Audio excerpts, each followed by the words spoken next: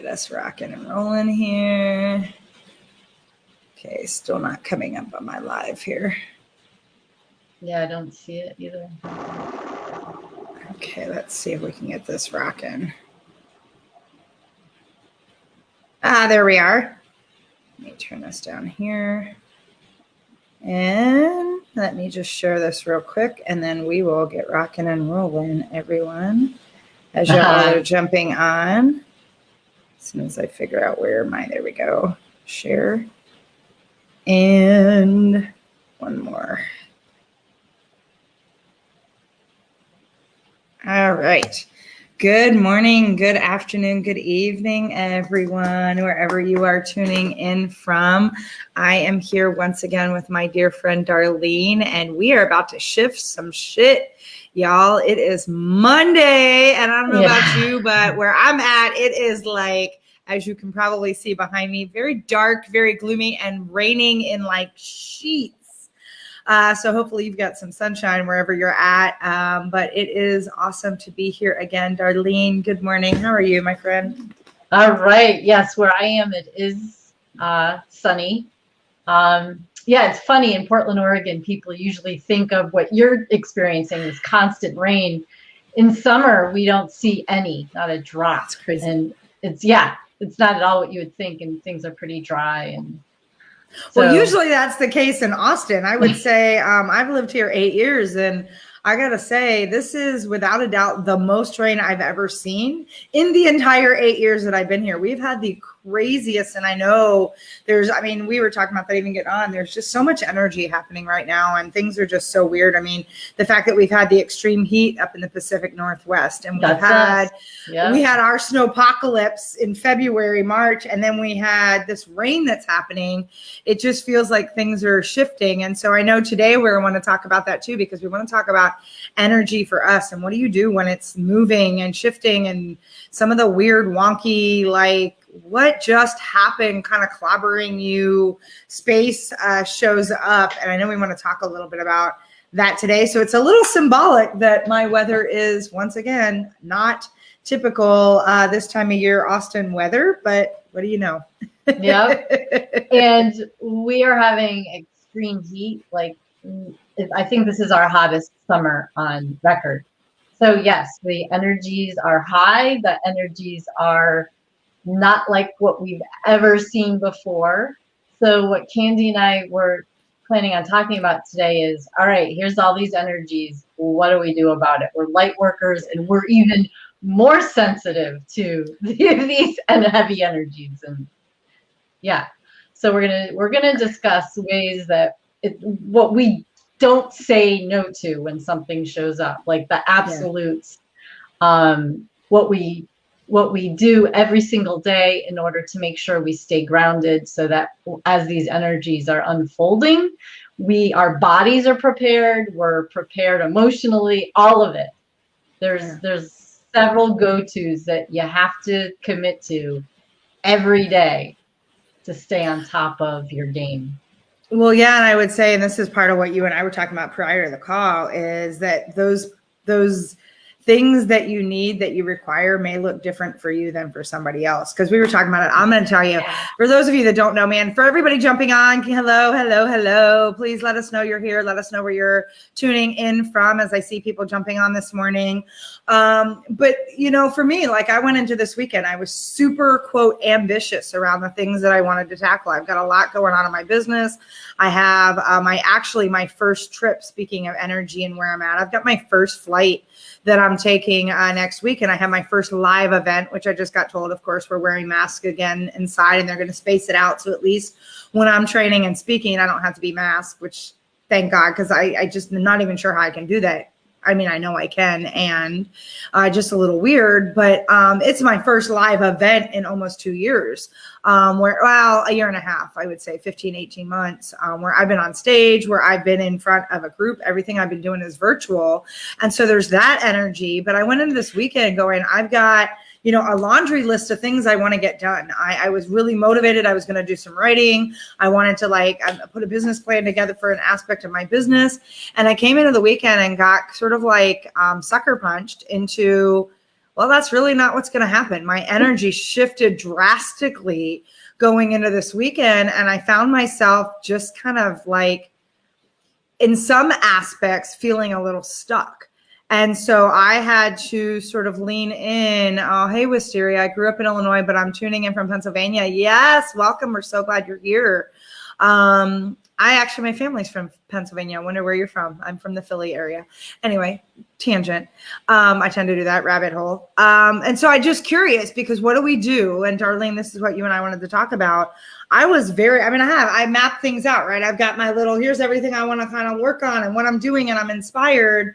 And then boom, the energy shifted. And I found myself actually very emotional this weekend, very tired and wanting to completely check out. And so I pulled out of, online. I kind of did. And when I look at what I did this weekend, aside from cleaning my house, not much. I did rearrange my living room. I think that was moving some energy, but I'm just curious, Darlene, what do you do when you're like moving along? You've got all this momentum. You're like, I'm going to get this done. And you've got your checklist, in our little 3D brain where you're like, this is what I'm going to do. And then boom, the universe sort of like puts you on a tilt and says, yeah, no, really, I think you're going to be doing something else this weekend or in this space. Well, because of my experience, so I've been conscious and aware of being sensitive to energy and a light worker for 16 years. So when that happens, I now know through past experience, I have to listen. If not, my body and everything else is going to suffer. So we're here to tell you that you don't need to experience the suffering. It's going to help if you start listening. Yeah. And it's just really important to stay grounded and more go with the flow. So actually what's coming up is if you're out there and you're listening and you are a list maker and you are a perfectionist and you need to get things done and be productive, but something is telling you, your body's telling you, or your intuition is saying, you know what, you need to take a break right now. It's important to listen. So a couple of things, you have to be grounded all the time so that you do hear that before the suffering happens, before your body breaks down. I had cancer 16 years ago, so I know what happens when you let your body break down. You have to be conscious of it. You ground, take care of yourself. And this is an invitation for you to think about when you are hearing those intuitive messages. You have to rest, you have to stop. It's important to listen. So yeah, I would agree with that, because I had I didn't end up with cancer. I ended up with a mass in my chest because I wasn't breathing through the worry, the anxiety, the stuff that was showing up. I was making all these stories because it's one of the things we do. And it's interesting because even today, and I always find it's so synchronistic how things show up and serendipitous. But even my post today from the Tao, I post on the Tao every day, and it was verse 63. It's all about how to live without difficulty. And I think, to one of the things that you said, Darlene, I want to tap into for a minute, because there is this space where we have convinced ourselves as human beings having, spiritual beings having this human experience, we have convinced ourselves somewhere along the history of humanity that we're supposed to suffer. And we have created like these huge spaces of suffering. And oftentimes it's because we've taken ourselves out of, in fact, it absolutely is because we've taken ourselves out of the present moment. And we are either rehashing and reliving and pulling through the past, or we have so much anxiety and fear about whatever story we've created about what is potentially coming, when what we need to realize is neither one of those spaces is real. The past is not real and the future is not real. And I love it because Maya Angelou actually had a conversation with Oprah on one of the Super Soul Sundays once, and they were talking about trauma and they were talking about suffering. And Maya Angelou said something, I'm going to paraphrase a little bit, but she said, it's not the incident itself that causes the trauma.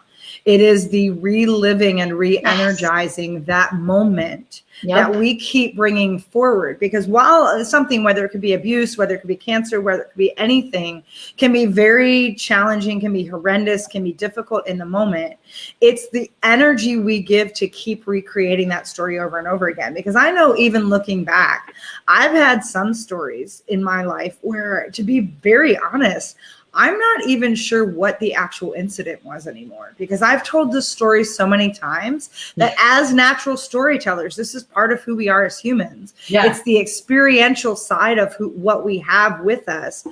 Our stories can be embellished. Our stories get more energy depending on the audience paying attention, because for some of us, where maybe we didn't get attention in other areas of our life, our stories were a way that people tapped into our pain and felt for us and saw. So the more pain we gave that story, the more people we felt connected to, because we haven't done the healing to release whatever that trauma is, right? And so the trauma comes in our need to continue to carry. And I think about those old, I used to tell people, everybody always talks about their baggage, right? And I think about those steam-lined trunks that people used to move their entire life with across the ocean to start new. It's like we're dragging those trunks with us all the time, and we haven't learned how to unpack and go through our closet and be like, wow, do I really still need this story? Or is it time to just pull it out of my closet?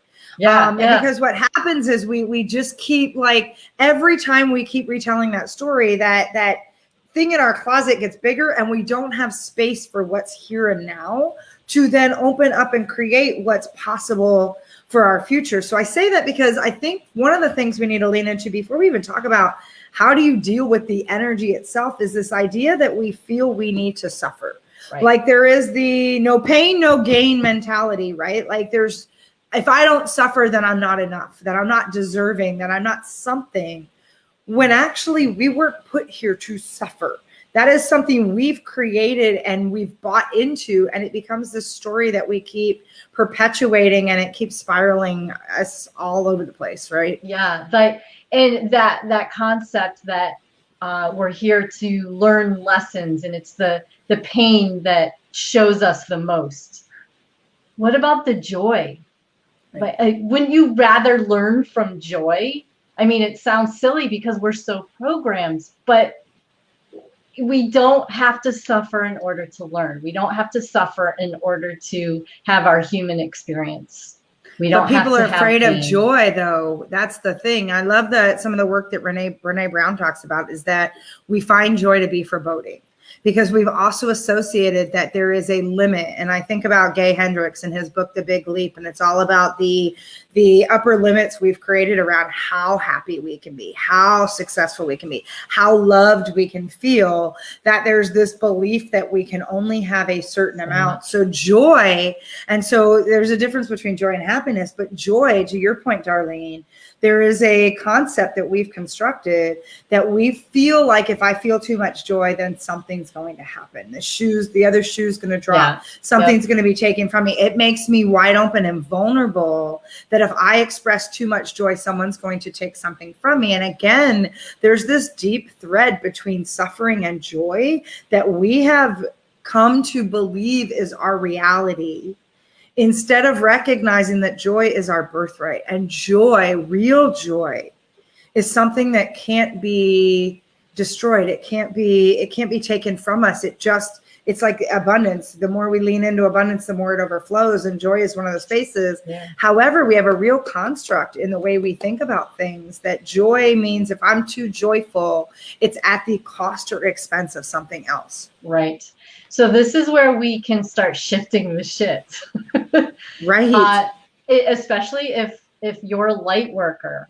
Light. We're meant to be light. We're meant to hold the light. We're meant to, we weren't originally these heavy carbon beings. We were originally light. We originally breathed the air and lived in nature, and we're a part of nature, not separate from.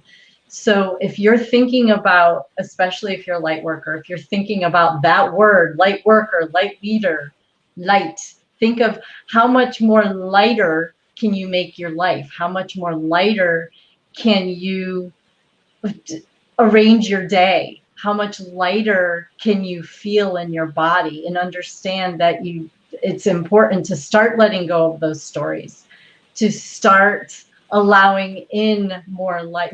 Let go of the stories, make room for more light, because that's what's going to help support you on your mission. And even if it's not about, thinking about your stories, walking yourself through them, ask yourself, shift the shit right then and there. Joe Dispenza talks about this. That idea of we don't have to focus on the trauma. We don't have to focus on the suffering. We don't have to focus on when it happened, where it started, where it is in the body. Joe Dispenza talks about, you get right to the shift. You get right to, what's it going to take? Meditate, walk in the woods. You don't let the story draw itself out. You can step right into the light. And it is, if we're programmed, it's going to take practice. And I talk about this every day. What's your daily practice? So you start shifting the shit. You start shifting that programming from, I need to find out where the trauma came from. I need to look at the suffering. Joe Dispenza says it. Go right to whatever it takes to feel better. Yeah.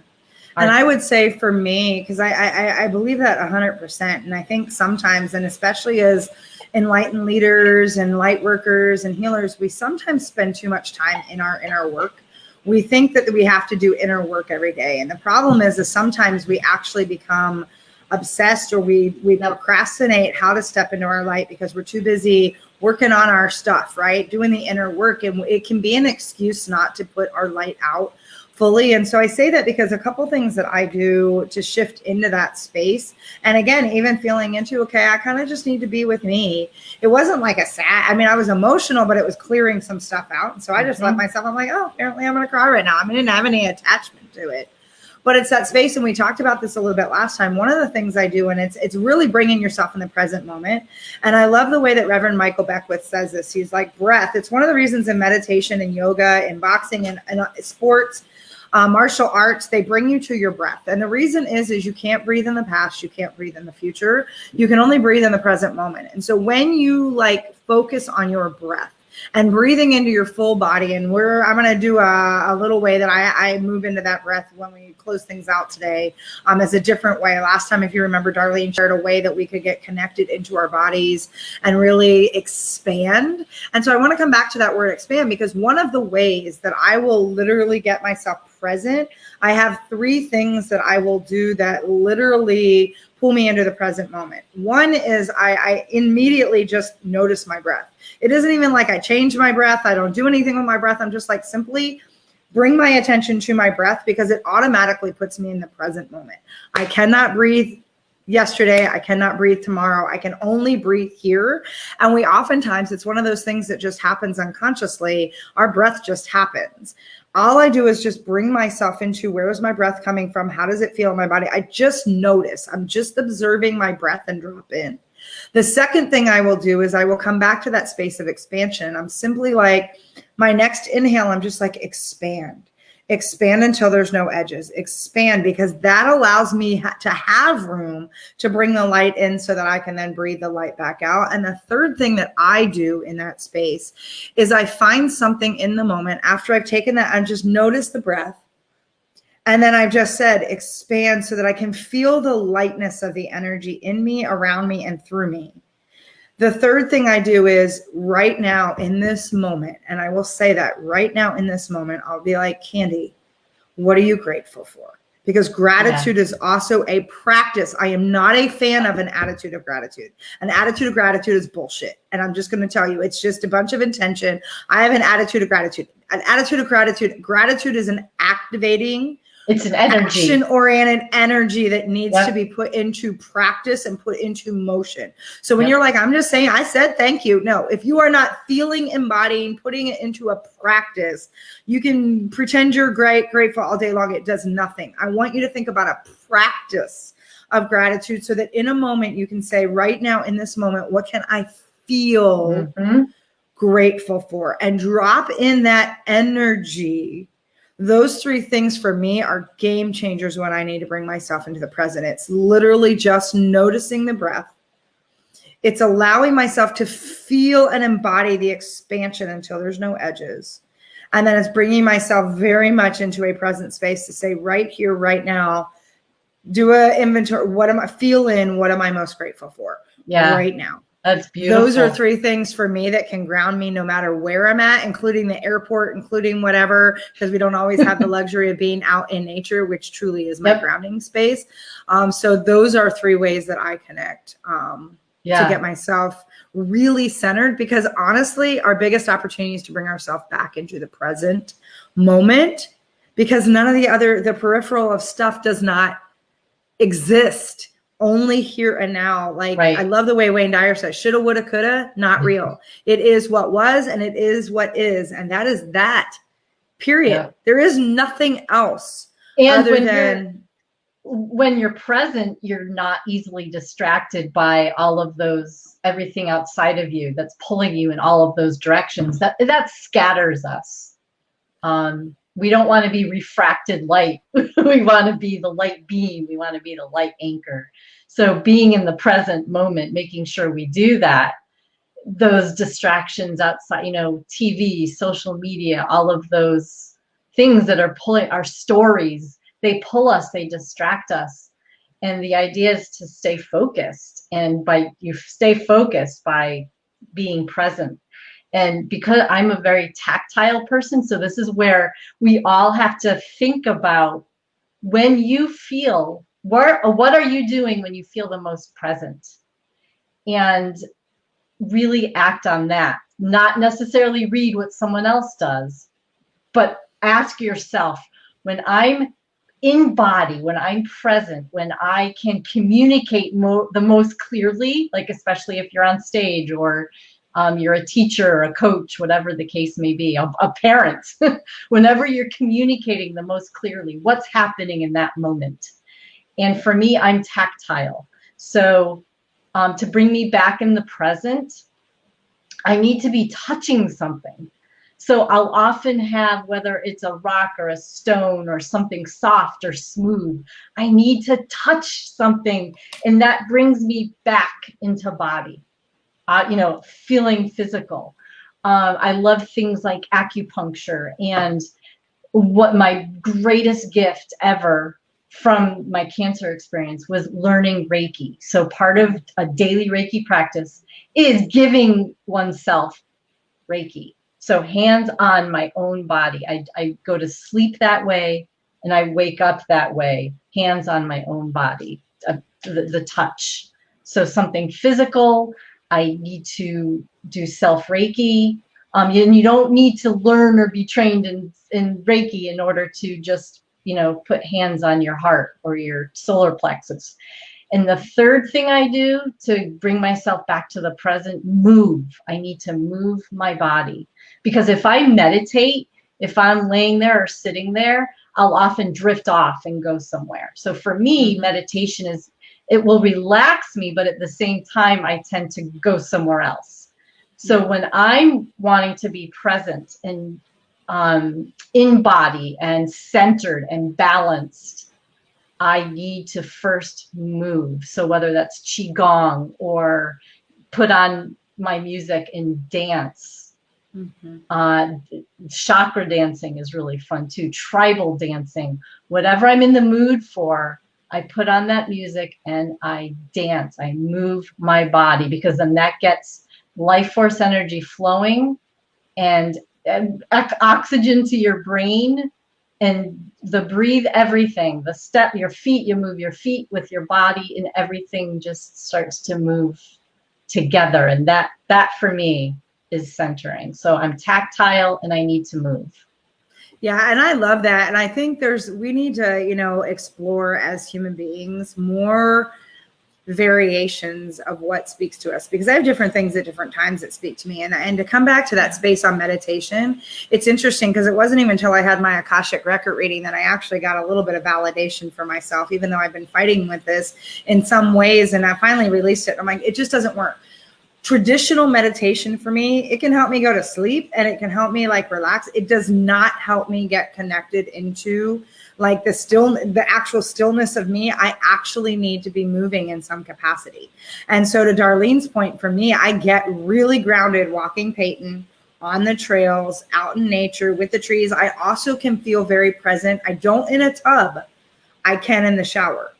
I can very much, I need movement in a tub. That's a great way. In fact, I am not a bath person. I will just tell you right now, I'm the person that like, I take a bath because my muscles hurt because I train hard and I need the Epsom salt and that clears the toxins, and I will watch a favorite show or listen to something, but I prefer the shower because it brings me into the present. It actually allows me to meditate, and I feel I can cleanse out the energy that needs to be like removed from my body. And so water is really big for me. Yes, Kara, I love the idea of touching something to come back to your body. I find moving, yes, I'm a hands person. I had someone say that we were on a clubhouse the other night. And I'm like, oh, I'm such a hands person, parts that Italian. But one of the things I do, and it's funny to bring me into the present. I mean, I'm 48 years old and I still have a baby blanket. So it actually has a picture of Linus on it. It was a collector's edition from the Peanuts, and it's blue, and it has the silk that they only put on like baby blankets. Yeah. That one of my grounding points, and I'm just sharing this is wide open and weird, but I will rub the silk between my fingers or put it behind my ear because like Darlene, touch is my number one love language, first of all. And and many of us are more kinesthetic than we think. We've been taught that we're visual learners, we're actually much more kinesthetic and more multidimensional than we think. And it goes beyond just our five senses and so for me, there's so much in that touch that's not just about touch. And there's a warmness and there's a space. And sometimes I put it on my bed and I sleep that way. But a lot of times when I travel, aside from there are two things I need to touch when I come home. And I will do this when I come back from my trip from doing this gig in the Army that I'm doing next week. I will come back and I will touch Peyton, my dog. I will touch his ears. I will smell him and let him like rest his head right here. That just brings me into the present. And then I will go upstairs into my bedroom and I will pull out that blanket and I will rub the silk. And I know that just sounds weird. And I don't care because it's the way that I can bring myself into a place that feels like a instant container. I can create for myself that's almost like this bubble that allows me to just come back into my body and be centered and like let everything else outside of me just be outside of that bubble for a moment and bring myself in. So I love that you talked about that tactile, like that way. We are much more kinesthetic and multidimensional than we know. And we think everybody's like, oh, I'm just visual. Yes. And we have more dimensions and layers. And when we can activate that, we are able to like center and ground ourselves even deeper. Well, it all goes back to like, some people may think, oh, this is woo-woo. This is science. It's your nervous system. This is all about your nervous system. Yep. So what happens with a kid when they cry? Their mom hugs them or touches them in some way, and their nervous system goes, in most cases, yep. Right? So we're talking about touch because it tells your body you're okay. It relaxes and it gives your nervous system, it feeds your nervous system. Yeah. So that's and it comes in on a cellular level, right? Yeah. Because I think about when things were really bad, things really bad in my house, I used to wedge myself between furniture because it was a way to feel hugged. I'm also a person, and many of us feel that way, that when I'm going through some of my own vulnerability or I'm going through I don't want anyone to touch me because I feel like I can't be that activated while my cells are started rearranging themselves, because all of this is physics and cellular and nervous system level stuff we're talking about, that when my cells are like realigning and active, I don't want more touch because my human body can't take all that stimulation at one time. That I will tell people, don't hug me. I'm one of those people that don't want to be hugged right away, because for me, that's an overload on my system Yeah. that my nervous systems and my cells are like screaming to go, whoo, I need one thing at a time. There's too much energy too fast. And some of you that are light workers might actually feel that as well, that when you're so in the energy and trying to ground yourself, you actually need to be able to give yourself some breath and space in between more things that feel tactile or touch, because you will actually overactivate your nervous system before it can sort of catch up and recalibrate itself. Yeah. Now, unfortunately, I was a teacher for 25 years, and they came up with a few years back, they called it a disorder. So for kids who, like that, didn't want to be touched or tags bother them, sensory integration disorder. It's not a disorder. No, it's not. It just happens to be the way someone's body works. And rather than calling it a disorder, honor that they're not what you think should be the right way. So I learned a few years ago, there was a modality, access consciousness, a modality that I was working with. And they talked a little bit about that, like that touch, and don't go hug somebody if they're upset. And to me, I was like, what are you talking about? Because I was a preschool teacher. I would love to hug the kids and help relax them. And I love to be hugged. But as you're saying that, I'm remembering, just like with everything else, there's no one cookie cutter way to support or help somebody. So now what I do, even if it's like a client and we're talking before a healing session or after and they start crying, I now know not to just automatically just go hug them. I ask them, would you like a hug? Would you like me to hold your hand? And to acknowledge that there's not something wrong with you if you don't want to be hugged in those, hypersensitive moments. Well, it's not even I was just going to say, it's not even in those hypersensitive moments. There are people that really don't want to be touched. And I did work, a friend of mine owns a primary school, and same thing I do the heart to heart hug, and I teach people how to really move energy. And one of the little girls who was about a third grader, she's like, I don't feel comfortable. And so we talked through exactly why she was there. The other thing around that is I will tell you, a lot of light workers feel this. I can't stand tags because I am always feeling energy, and anything that is like an irritant, or it's why we're super sensitive sometimes to chemicals, and we're laundry detergents and things that are in there, certain blankets, wool, certain fabrics, different things, because when you're sensitive to energy, when you're dialed into that, anything that is an irritant, that is a chemical, that is somebody else's negative energy, can feel extra harsh and like gritty. It actually feels grating, like a tag. I don't understand why they can't, why they cannot not put tags in there. But what's interesting about that is, like, when I run my events, because I had to learn this, because again, I'm one of those people, touch is my love language, and touch is my, I will have twice the body until I'm ready to invite you in. It's also my danger, stranger kind of space. Do not enter my bubble unless I bring you in. And what's interesting about that is I actually shifted the way I do my workshops and events, where we actually create a container that says you're not allowed to touch anybody when they initially have a reaction to anything. Because I've also found that some people use touch as a way not to do their own work, because somebody else will hug them and take the pain and do it, when sometimes we just need to let people be in whatever energy is moving. We feel sometimes, and I've seen this too often, and I know I am guilty of this, we as light workers sometimes get the notion that we need to save or fix someone. And so we lean in too soon, and we don't let someone feel the magnitude of their emotion and the energy that's moving through them and needs to move through them in order for their nervous system and cells to be recalibrated. That what we do sometimes is we lean in. I know, because when someone's hurting, I'm like, oh. And I've learned that sometimes I've got to let people, I can hold a space for them. Yes. Yeah. And contact without touching them. And there is we as light workers need to understand that sometimes our need to touch is about our need.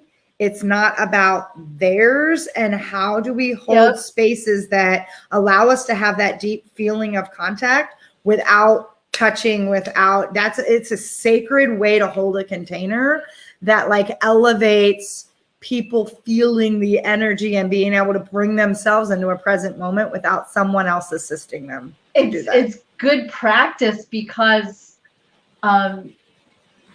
light workers, and we're so empathic, a lot of us are uncomfortable if someone is emotional next to us. So part of it is us not wanting to see someone else in pain.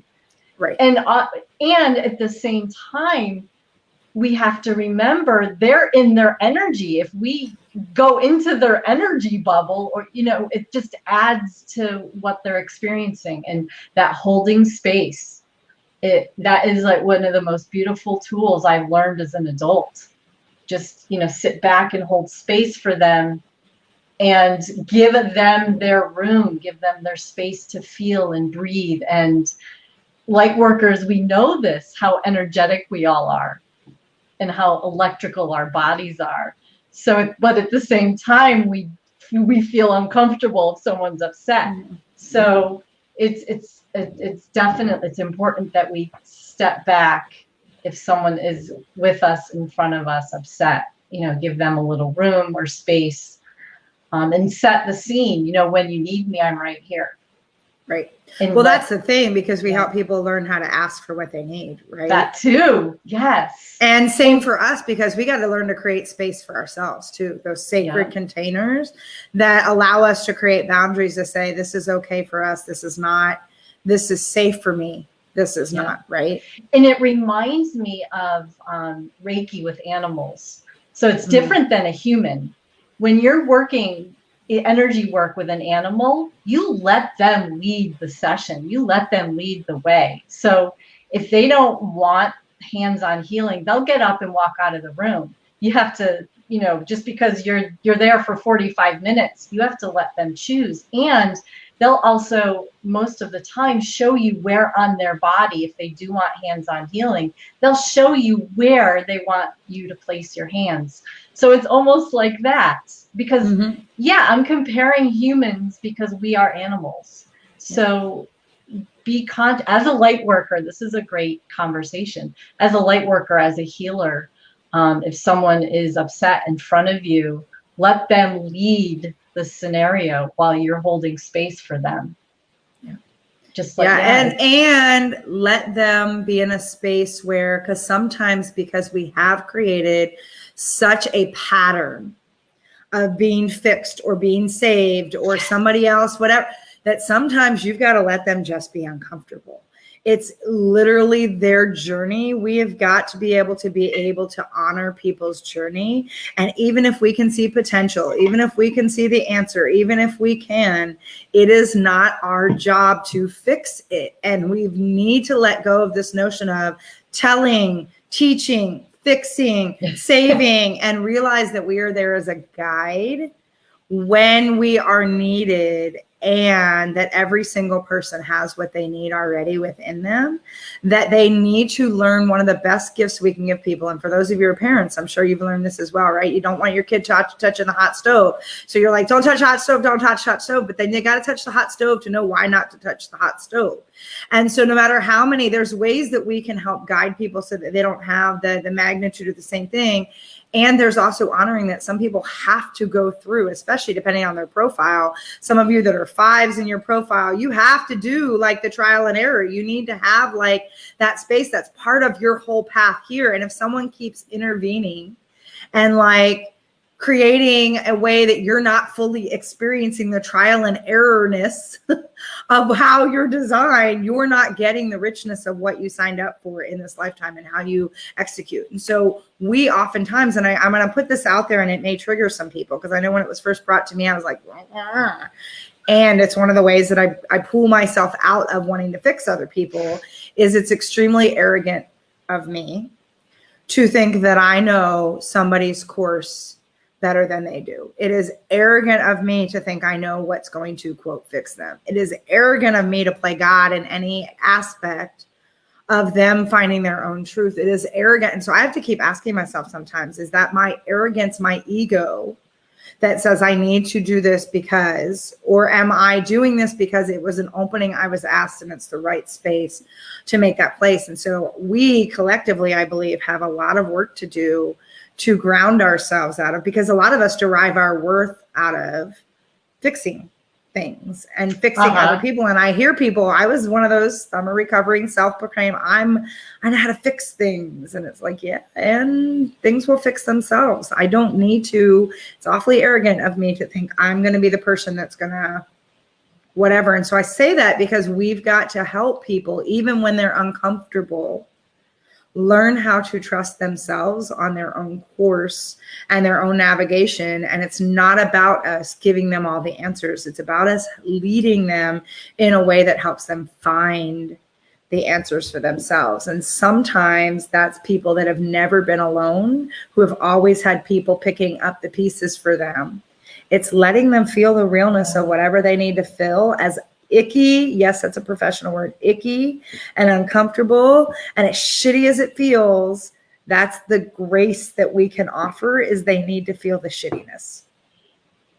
And what's important for everybody to remember, because I was one of those kids and young adults who everything was fixed for me. Yep. So when I was finally out on my own in my 30s, I had to learn that I had this within myself.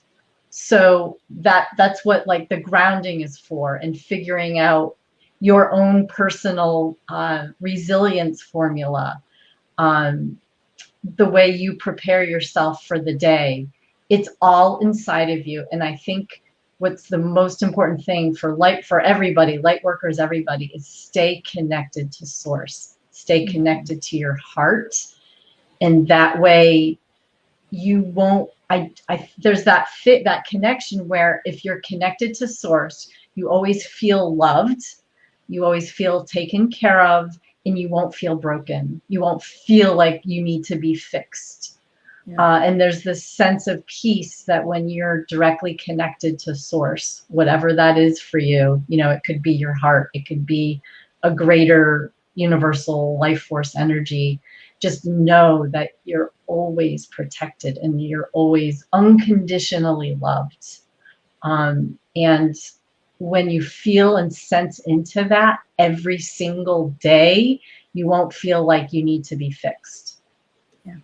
Because you don't need to be fixed. No. And with that concept, when you ground that concept in your own body, and then you see someone else maybe suffering, or, in a situation where you want to reach out and hug them, as a light worker, as one who serves others, if you're embodied in that knowing that you don't need to be fixed, you'll understand that, be the role model for that. Like, let them navigate through what they're experiencing, and as the one who helps to support people, not fix people. So first understand you don't need fixing, and then that helps when you're out there, as the light worker supporting everybody or other people.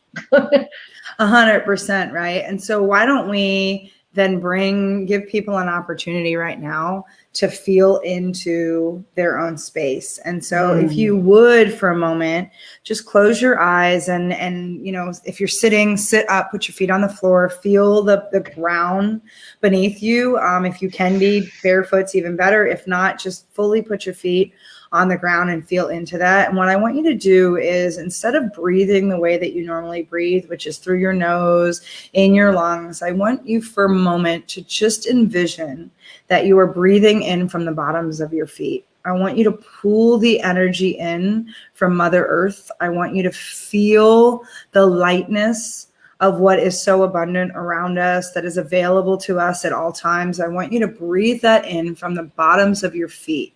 And as you breathe that in, I want you to slowly and deliberately fill every cell of your body with that light coming in from the earth itself. And so I want you to breathe in from the bottoms of your feet. I want you to allow that to come into your ankles, into your calves, into your knees, into your legs. And I want you to feel that energy fill every cell of your body slowly, deliberately, and just feel the light surround every cell. It fills it up, and there's almost like there's this bubble that surrounds every cell, and you're just filling yourself up piece by piece, cell by cell, with this light. And what I want you to do is I want you to get to a point as you're breathing that in, and you may have to take a couple breaths, but just breathe that in, fill up your entire being with light. And when you get to the point where you feel you've filled every cell with this energy, I want you to just hold for a minute. I want you to just feel the fullness of the light in your body. I want you to just feel it, hold it. And then what I want you to do is I want you to let it expand outside of you, so that it's just creating this like luminescent light around you, and you can make it as big as you want. It has no edges. It just keeps expanding out. And on the exhales, what I want you to do is pretend you're breathing through a coffee stirrer straw, and you're trying to deflate a tire from a semi truck. And I want you to just let all that light come back out. And then breathe it again in through your feet, all the way into your body, every cell. Hold that light, and then just exhale anything that doesn't need to be in your body, anything that feels like a distraction, anything that just is disrupting all of that light being inside of you, and just let that out until that tire is completely deflated. And that is one of the ways for me that I get myself grounded. It's truly allowing myself to fill with light, which then automatically makes me want to exhale and push out anything that doesn't or shouldn't be connected in to that light, and just allow myself to just be that vessel for light. And you might have to do that a couple times, but that's just a great way to fill yourself up and surround yourself with that energy. Oh, that's a great, thank you for that. It's a great tactile way to release. Okay, I don't need this. Yeah, just and just pretend you're breathing all that out through one of those straws, because you become more deliberate about, I really want to get that out of my body, right? And so it just releases and opens up more space for light. Beautiful. Well, thank you for another beautiful Monday morning. And Likewise. Sharing the resources with our soul tribe out there. So wonderful. Thank you, and namaste to everyone. And we'll put in the links today ways to learn more about us, what Candy and I do in our work. And we'll put that in the links below our websites, and you can read more about what we do. And have a beautiful week, everybody. Bye, y'all.